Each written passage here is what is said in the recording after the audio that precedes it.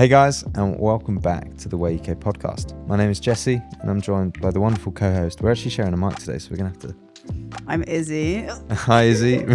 We got 3 mics.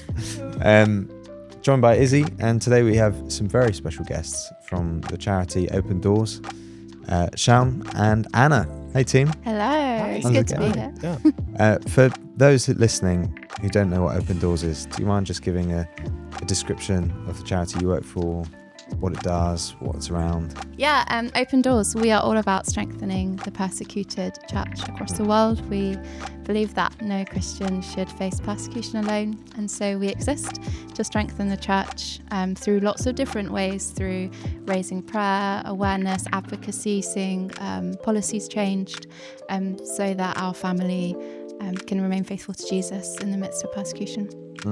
So good. Yeah. Anything to add, or is that the... Yeah, so they obviously also help like on the ground, like they actually go to the countries and provide missionary aid and help and support, financial support, and yeah, they do a really good job. And you don't work for Open Doors? No, I just like to volunteer because of the work that they do. I'm often working at least, so yeah, Yeah, because it's important. yeah. It's super cool.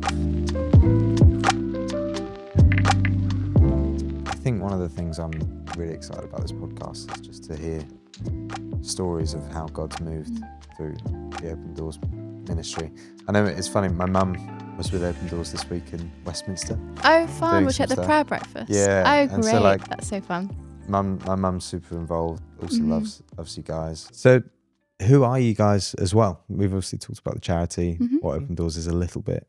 But what does your day-to-day look like? Where are you in life? All that stuff. Yeah. So I work in I'm a graphic designer. So I work actually Canary Wharf in London. Aside from that, I run a Christian clothing line, so I do designing and stuff like that. Is that what you're wearing right now? That is what I'm wearing right now. Yes. Shameless plug. No. Yeah, it's a bit about me. Yeah. Yes, I based Oxford area, and I work full time for Open Doors, which is great. I feel like something interesting just to show that I also do stuff. I love hospitality. It's like hosting meals, cooking. Absolutely love it. I also love going out to eat. So, always love finding a new restaurant, authentic from a different nation. So That's cool. And you two didn't grow up together? no. So from different places in life, Yeah. different backgrounds, Mhm. but still you've both had this draw Mhm. to Open Yeah. Doors. Mhm. And the persecuted church. One, we're saying persecuted a lot as a word. Mhm. Yeah. What does that mean? Mhm. But then also what actually gave you a heart to get involved with this charity? Yeah. Mm. Yeah. Do you want me to go? Yeah, do you want to go speak about Persecuted? Yeah. I'll speak about how we... Okay, yeah, sure. So Persecuted, I think you can, there's a few different things I was just thinking about. You can be marginalized for lots of different reasons, but Open Doors, we focus on our brothers and sisters who are persecuted for following Jesus. And what I mean by that is being singled out because of your decision to follow Christ. So we do a lot of work in Forbes. So there's something called the freedom of religion and belief. And so actually in the Declaration of Human Rights, actually on Article 18, it basically talks about how everyone should be able to practice their beliefs, their faith.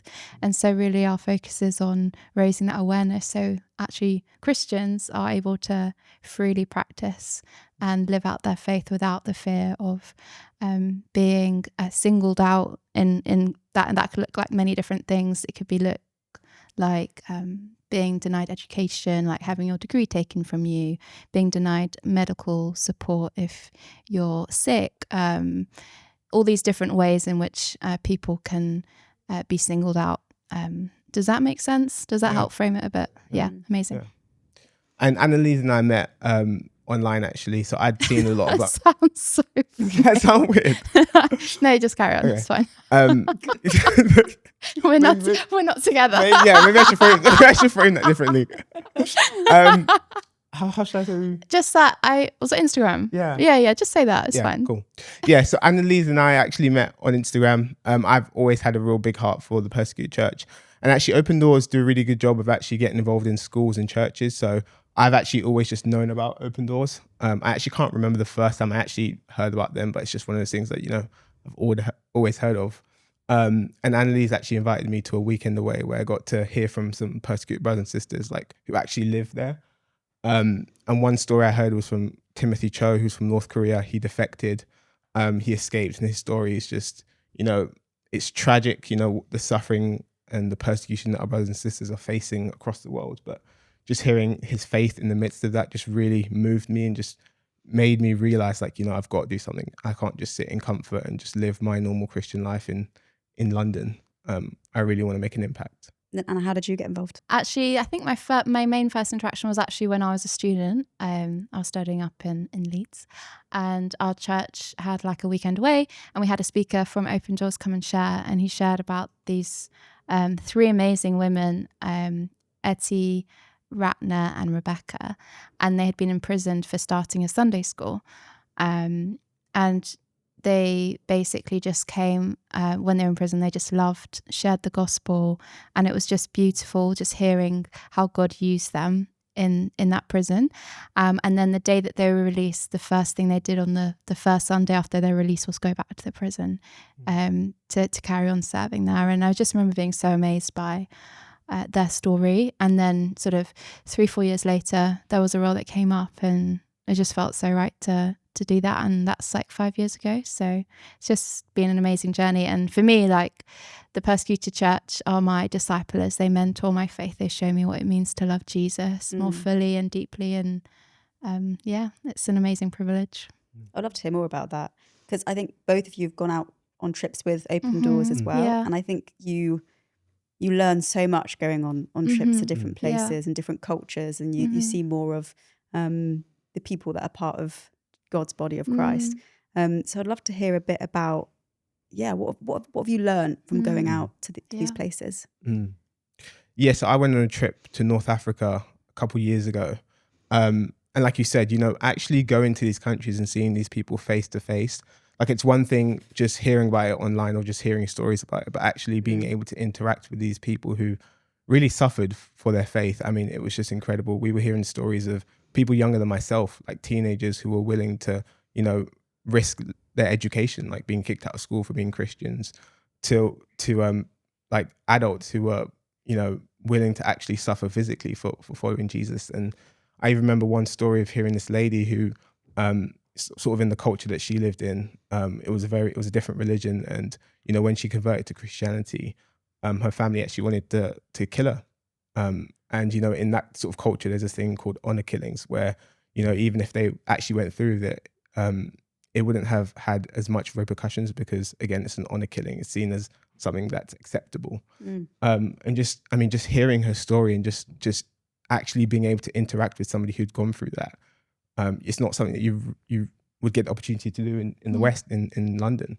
And just, realizing that, people are actually paying the price for following Jesus. I mean, yeah, it was incredible. I mean, there's so many other stories, but I don't know if you want to. Yes. I think similar. I also remember going to sort of Middle East area, and just being so challenged by our family to fight comfort. So I think one of the things that I'm always really challenged by is that often people say, please don't pray that the persecution ends, but pray that I remain faithful to Jesus in the midst of it.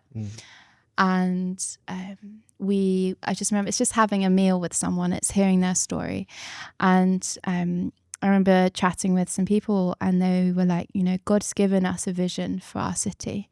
And actually, if we leave, we actually create too much space for the darkness, because we believe that we carry the light of Jesus where we are. And I just remember being so profoundly impacted by that. And, they said, we've had so many opportunities to be able to move, to have an easier life, but the Lord's given us a vision for our people, for our area, and we want to stay, even if it costs us. And I think the other main thing that I'm always really challenged by is just their perspective of eternity.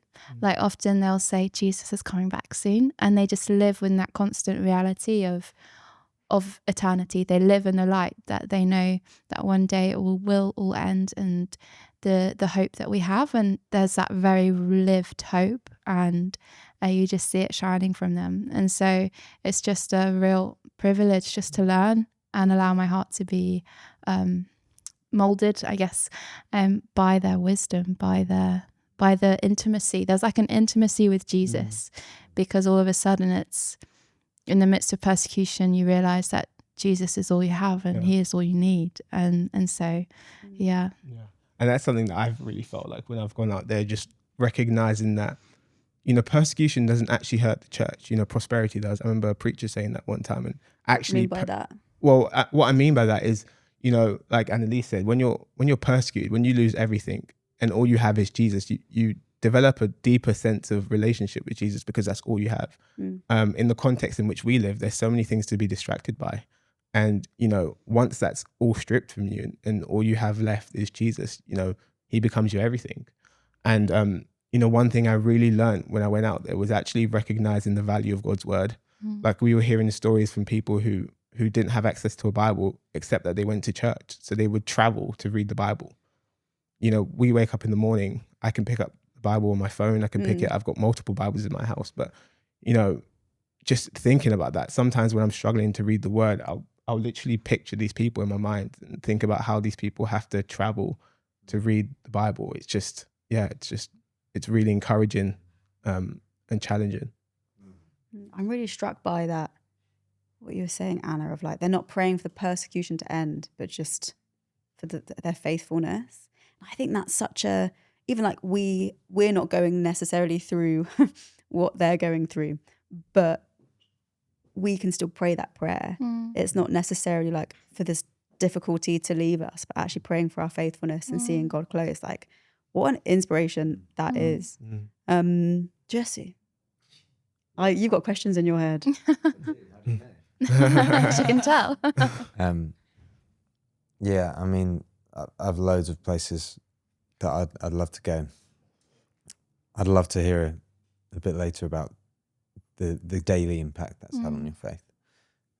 But before that, I just would love to also paint a wider picture on what we're really talking about. Because I know I've known of the persecuted church for years and been like, oh, like, that sucks. Someone had their education stripped from them. But I don't think I really knew what that like fully entailed. And even just preparing a little bit for this podcast, you know, I found out new stats, like that 90% of the Christians killed, like last year for their faith was all in sub-Saharan Africa. And it's like, oh wait, hang on, this is real. This isn't just something distant that's happened. These are my brothers and sisters. And I guess I'd just love to hear. This is great to hear, like, personal encounters with it. But have you got any stories from persecution, like specific stories of people that have like gone through it and found faith, even more, and just like to give us a bit more context around what's really going on in some of these countries? I was just thinking, like, we live in this tension of like the kingdom of God is now and not yet. And so we have these stories of persecution, and I'll share one in a second. But I don't know, just that sense of we do see breakthrough, we do see answers to prayer, but then there's also this tension of we don't always know the answer and we don't always see the answers, or we don't know what that's going to be worked out in. So to give you kind of a couple of examples, so Manga, he's from Nigeria, and his family were attacked by Islamic extremists group Boko Haram, and it resulted in the killing of his father, and he and his brother were both severely injured in that attack, like brutally injured, so much so that medical teams declared him clinically dead. And he talks about the moment when he was being attacked, and all of a sudden just his life flashes before his eyes, and he's, you know, in that moment he has to decide, am I in for Jesus, am I out? He talks about being a very nominal Christian, of kind of just going in through the motions, but this moment being a moment when he has to decide, Jesus, do I believe in you? Are you who you say you are? And now he looks back on that time, and he was able to make an amazing recovery, and he can't go back to where he's from originally because the stakes for him are too high. But he has these massive scars on his neck, and he says, for me, these are evidence of God's existence. He talks about the moment when he was being attacked, that he made this decision to be like, Lord Jesus, I want to live for you, even if it means dying for you in this moment. And he talks about how the presence of God just came over his body, and he felt like God's hand on his neck and all the pain leaving, and how God just met him in that moment. And he now says, I want to live to make God's name famous. I want to live so that the name of Jesus would be made known. And so that's one amazing story of like the victory of seeing God move in the midst of persecution. And then on the other side, we've got, sisters like Leah Sharibu. You may have heard of her, but she was abducted along with about 100 other schoolgirls by extremists. And all the other girls were released. Sadly, one died in captivity. But the reason that she is still in captivity is because she refused to deny Jesus. And Rebecca, her mother, so it was Leah's birthday in May, and there's this beautiful and harrowing video of Rebecca having this birthday cake in memory of her daughter, saying, I hope that one day, maybe next year, Leah will be here celebrating, with me. And it's just that thing of the tension that we live in, of, we see these moments of like Manga, where he carries a scar of God's existence, and Leah, who we don't know where she is, but we still know that God is with her and present, and praying that actually even in that midst of wherever she is, that God is at work, and that actually we get the opportunity to still pray, to stand with her, and that's the pain and the beauty, the glory and the suffering of following Jesus. Yeah. I'm also hearing stories from Cameroon. One story that comes to mind is Pastor Mustafa, who lived in a village where militants actually come and attack the village. So in order for them to be safe, they actually have to go every night to live in the mountain, and then they come back after. And, we're hearing stories where they come back and then everything's been plundered. Their possessions have been taken, and they still that night have to go back into the mountain, because if they stay there, they don't know if they're going to get attacked or killed or just harmed. So it's it's tragic, but just the fact that their faith is standing, their faith is being tested, but that testing is purifying their faith and making it stronger. So it's encouraging. You hear these stories and sometimes your heart just breaks and you're just like, what can I do? But God is sovereign. God has a plan. He's working all things according to his will. So it's amazing hearing like the individual stories, that it makes it very like, what is real? Like these are actual real people, which I think when we hear some of like the big stats, it's hard to remember that every single number is a person. But I also wondered, do you have any of those stats in your head of like what is the scale of what's actually going on and what you're talking about? Yeah. So globally, there are 380 million Christians who are persecuted. And we are all about strengthening those most persecuted. So to help frame that a bit differently, it's 1 in 7 Christians. So 1 in 7 Christians will face discrimination or persecution. And then in terms of the current sort of displacement of Christians, so Christians who've had to flee because of violence, it's currently 16.2 million Christians in sub-Saharan Africa. To help frame that, makes it a bit easier, that's the total population of Glasgow, Manchester, Birmingham and London. That's combined. That is how many Christians are displaced, having to flee. Most of them, we predict, is because of persecution. That just really helps to frame just the enormity of it, and it's widespread. It's across the world, but we are seeing that this sort of fire of persecution is really raging in sub-Saharan Africa right now, and so that's why we want to be a voice. We want to say that they're 16.2 million Christians. they are individuals. God sees them, knows them, and we want to be a voice for them. Yeah. And actually 13 out of the 20 countries where it's most dangerous to be a Christian are in sub-Saharan Africa. Wow. So, Africa is actually a big component when it comes to persecution. And yeah. Why do you think this is overlooked in some of our like circles? I know, again, I can only speak from my story, but I didn't really take note of this stuff. I didn't hear these stats until really this past year when I began to be like, oh my gosh, the wider church, what the heck? Yeah. Like went through my teenage years without hearing about this. Like, why do you think we missed this? I think a lot of people are just unaware. I think, which is why, it's important to be educated about these things and actually hear about what's going on. I think, once people actually realize that, Christians are being persecuted, I think people would naturally just want to help. I think when it comes to other religions, people tend to think that they're more persecuted.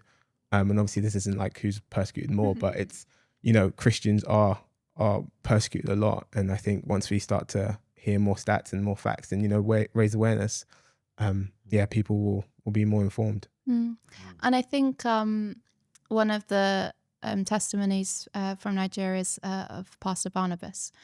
So he lived for 5 years almost in a 1.5 meter by 1.5 meter squared tent made up of cardboard that's smaller than a double bed, with his wife and some of his children, and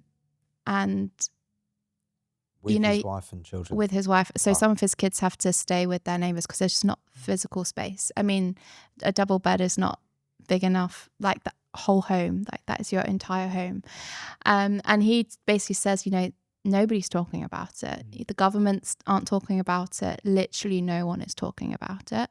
And so that's why, like, for the next couple of years, like we want to shift that narrative. We want to shift that so people do know, they are educated, they are informed, to see a change of the tide of persecution, that tide to be shifted. And I think it's that thing of, raising awareness, it's being a voice, sharing stories so that people know. And I think it can be so easy, like, obviously, like in the UK and other places, it was very comfortable. We like the comfort of life and, what that offers. And actually, if you read the Bible, so much of it is actually like persecuted literature.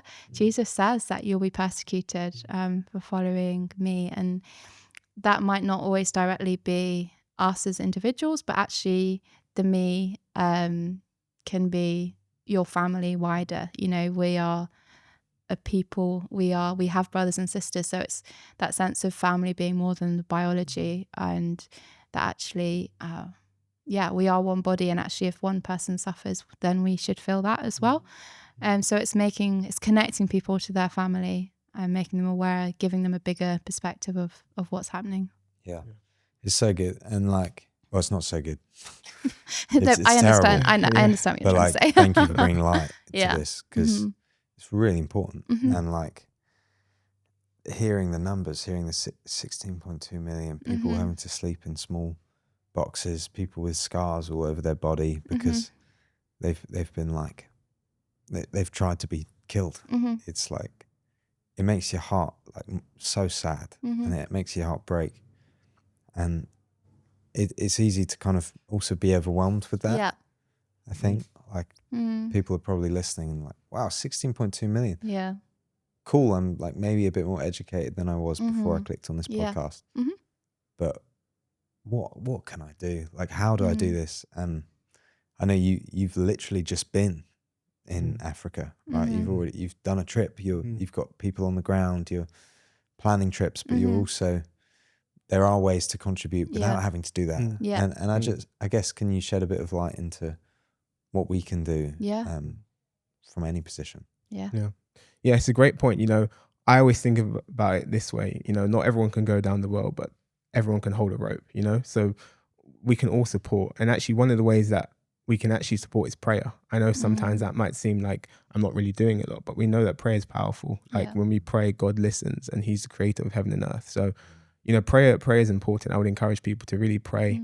Open Door sends a newsletter out monthly, so you can hear more details about the persecuted church and their names. And you can actually go through the list and, just dedicate time to pray for each person, and really consider them as your brothers and sisters and pray. Another way is to give, financially. Open Doors do a great job of actually going on the ground and providing resources for people who've been displaced. Like you said, Pastor Barnabas, who was living in a 1 meter by 1 meter bed, basically, actually providing resources, providing food, providing opportunities to have a job to be able to provide for his family. Those are some of the ways.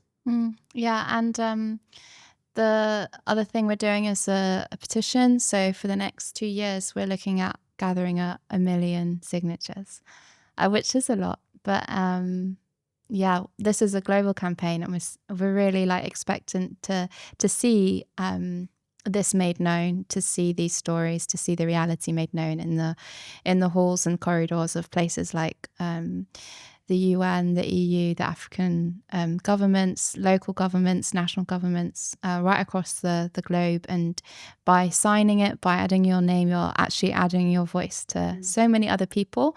And we're really asking for the protection of Christians in these situations. We're asking for justice. We're asking that those who are actually causing these attacks to be held accountable. We believe that actually God is a God of justice, and we want to see those things shifted.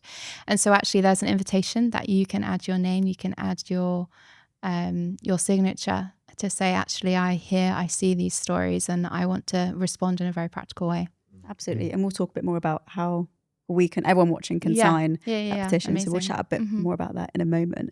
But I guess, so great, we've signed a petition. We've got 1 million signatures. What does that do? What does that make a way for? What can God do with those signatures?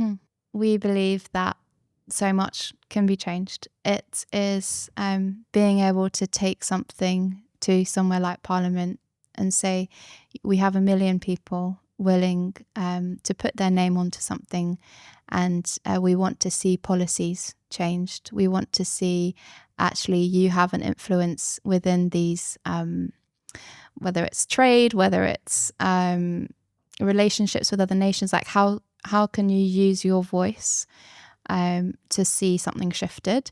Because I think sometimes you can feel like, oh, I'm only just one person, like what difference can I make? But if 1 million people all say, no, I actually have a voice, and they all add their name, that accumulates and that adds up. And what an amazing thing to be able to do, to say, this is what the world is saying. Will you actually respond? Can we hold you accountable for actually seeing things shifted as well? And it's it's really wanting to see those things change. And actually, that's an amazing opportunity. And then holding people to account, if they say, we're going to make these changes, or we go with these recommendations, it's, holding them to account to say, what's happened, what's changed. And as Pastor Barnabas says, no one is talking about it. So by 1 million people adding their name, 1 million people have heard about it. And hopefully those 1 million people then maybe even share with 2 people. Like all of a sudden, people will start talking about it. People will hear about it. And so, Pastor Barnabas and others that he represents will know that actually I'm not alone and I'm not forgotten, but I'm seen. My story is heard. Yeah. And it's also just the ministry of presence, like Annalie was saying, just these people often feel like, nobody cares about them. When I actually went to the country in Africa, the person who became a believer didn't even realize that there were necessarily other believers around him or other believers in other countries who were praying for him, and actually just recognizing that, we're all one body. We all care for one another. And actually just, sitting and hearing these stories and, the 1 million signatures, like, a believer recognizing that 1 million people actually care about the suffering that they're going through, it's impactful. And I think it also puts pressure on the government to recognize like, this is actually happening, and the government over there doesn't seem to be doing anything. But, if we put pressure on them, hopefully it will actually cause changes to happen. You've mentioned a bit about sub-Saharan Africa and Africa. What is sub-Saharan Africa? Please explain that one. Yeah, of course. Sub-Saharan Africa is basically just below the Saharan desert. So I actually didn't like know that. Nigeria, it stretches all across Ghana, Uganda, Comoros, Cameroon, South Africa, everything below. Basically. Yeah. Cool. And then you guys have recently been on a trip in a place in Africa. Would you like to tell us a bit about that and your experiences there? Yeah, sure. So we went different times. Oh. So she went, I think I went first and then you went after. Yeah, I did, yeah. But yeah, so I had the opportunity to go on a trip to meet some of the persecuted brothers and sisters. So we actually ended up seeing, I think we saw 3 separate families sort of over the country. We started in one place and went to the other. And we actually got to speak to them and hear their stories. We heard stories of teenagers who were, willing to be kicked out of school, willing to really lose everything for the sake of following Jesus, and actually even risk being ostracized from their own families, actually, like teenagers who were willing to count Jesus as more valuable than their own families. And actually a lot of them ended up getting kicked out of their families. And there's this one lady who actually takes in a lot of these essentially orphans. And we got to meet with these believers and sort of, we sang together, we read the word together, we heard their stories. A lot of it was just me really listening and just taking in what they were saying. It was obviously heartbreaking, the stories that we were hearing. Even the fact that, oftentimes in these contexts, there's actually not anybody to be teaching them the word. Like even just something as simple as a pastor, they're sort of having to figure out things on their own. And, the way it works is that, generally one of the older kids would study the word and sort of be the pastor for that group. And yeah, it's just, it's heartbreaking. There's so much that you want to do and you just recognize that obviously you can't do everything, but, just being with them and listening to their stories. And yeah, it was an amazing trip. And I think one of the things I was just remembering was we were visiting this beautiful family, and we went in. They'd prepared this amazing, I think just the hospitality and the generosity of being family and experiencing just an openness is a really beautiful thing to experience. But after we'd spent time, praying and sharing and just hearing testimonies, she said, before you guys came, I was so weary, I was so tired. But you coming is like this image of being lifted on eagle's wings, that we read about in Isaiah, about being lifted, even, people grow tired and weary. Yeah. And it was just this beautiful image of actually what just sitting with people, knowing that we're present with them in their moment of suffering. It just means so much. And that profoundly impacted me. And I just love the sense of actually our prayers go where we can't. So Brother Andrew, who started Open Doors almost 70 years ago now, that's always brought so much challenge to me and my own journey. And in terms of, I've met my persecuted family, but actually there's a real invitation that actually our prayers go beyond borders, beyond prison walls. There's no place where God and the Spirit of God cannot move, and so there's this beautiful invitation to remember and to stand in prayer. And actually in those moments, our persecuted family experienced a sense of being lifted, of being soaring like eagles, and so I think that was a really profound thing that stuck with me. Was just the impact that has. And something I actually just remembered, when I was out there actually meeting with these people, one thing I just remember just feeling was just how close they were with one another. The fact that these people had actually ended up losing their families, so they were literally like family to one another. Oftentimes we talk about family in the body of Christ, and it's not the same because we haven't lost everything. These people have lost everything, and all they have is Jesus and each other, and there's just a sense of intimacy that they have with one another that I hadn't experienced before. And it was just, I remember one time, because actually a lot of them don't speak English, so a lot of them speak Arabic. And so actually one family we met, we actually had to use Google Translate to be able to communicate with them. But I just remember we were singing a worship song, and we were singing in English, they were singing in Arabic. And it just reminded me of Revelation, where it talks about every tribe, every nation, every tongue. And it was like a little slice of heaven, It was beautiful. There was this moment where we were with some young adults and just hearing their stories, and actually they mentioned the way.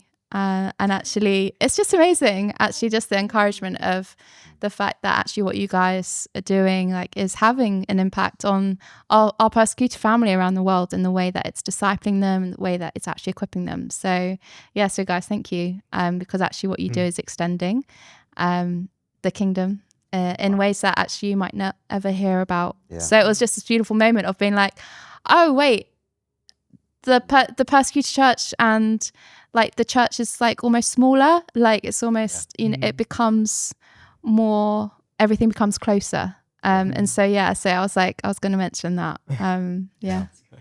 It is crazy. That's a crazy story, isn't it? And even coming to the question of like what we can do. Mm-hmm.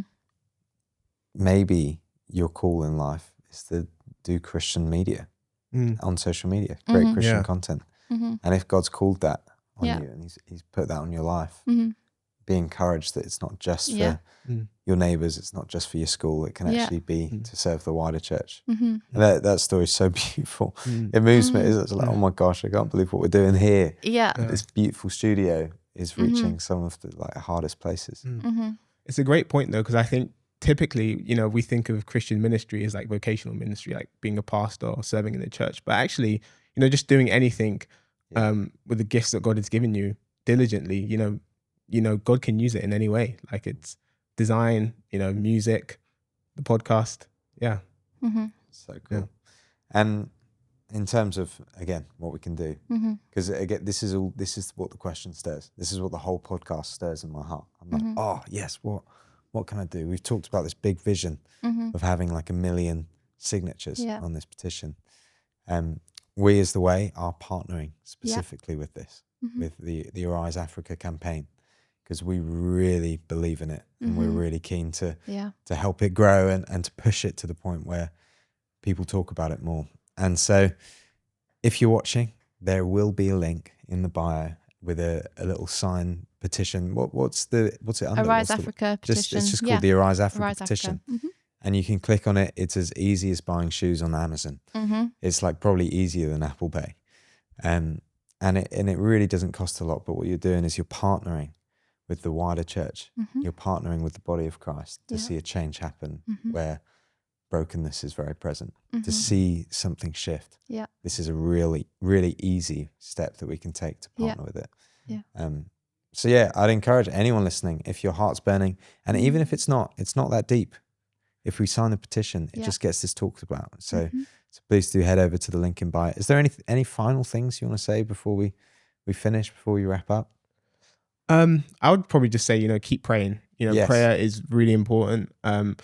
Oftentimes, like I said before, we feel like prayer doesn't actually have an impact, or it's something small that we're doing, but it's actually a huge thing. And so I would encourage people to pray and, really think about how you can serve and how you can volunteer. Like I got involved just through Instagram, and now I'm been on the trip and able to actually meet with these people. So get involved if you can. Pray. It's great. Prayer is the most important thing, and it's the biggest thing anyone can ever do is pray. That no matter who you are, there's so many ways that you can partner with serving the wider church. And even financially, finance is such a funny topic. Some people get jarred by it, and they're like, I don't want to like give because for whatever reason. But it's a very biblical thing to give. Jesus talked about it so much in the Bible, not just for ourselves, but for others. And so if you're blessed with finance and you can't give more than 5 minutes, maybe you can give £5. And that seriously does have an impact. Whatever scenario, maybe it's a trip, maybe it's signing the petition, do be encouraged. You can get involved no matter what. Guys, thanks for joining us on this privilege. Awesome podcast. Thank you. No, it's honestly our joy. And just giving us more insight. I feel like I've learned stuff. I'm sure you do as well. And thank you for watching the Way UK podcast. We will see you again another week, because we've got podcasts coming out every week. And do like, subscribe, all the above, and share this petition. Share it around. Put it on your stories. It's really important. And we'll see you later.